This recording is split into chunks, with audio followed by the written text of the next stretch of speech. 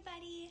I love when you guys ask questions, and it is encouraging to me to see your hearts to understand the Lord more and to engage with His truth and His love and to really work that out. And so I appreciate the questions. And somebody asked about, in terms of God's love, what about when He is rebuking people or when it says that His Spirit has to draw them unto Himself?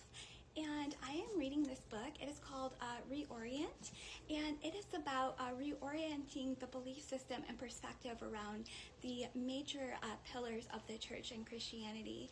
And the first chapter is on love, and so I'm going to read a little bit out of that. But first I want to say, scripturally, the Bible would suggest that every person is already born with the Holy Spirit inside of them.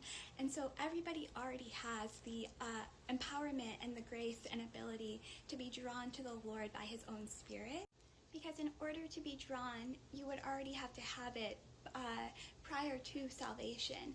And so it's usually just overshadowed by other things going on or underdeveloped, and we just haven't familiarized ourselves with the nature and character and voice of the Holy Spirit, but it is always there. And so in terms of God's truth, and He does not stand for some things, and in terms of His rebuking, how is He loving in that, and what does that look like? I'm going to read this part.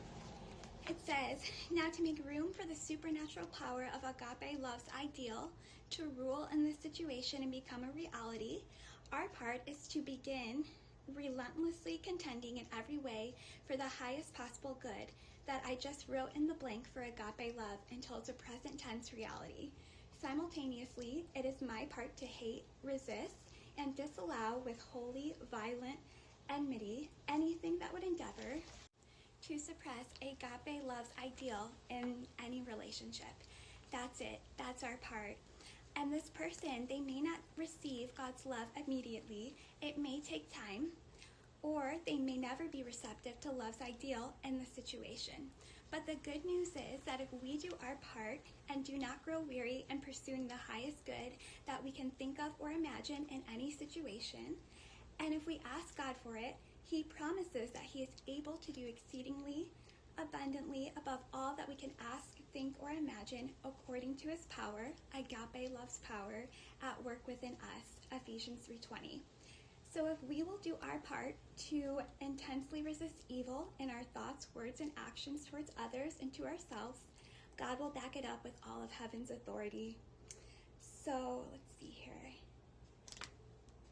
So basically it's saying that our goal is always to achieve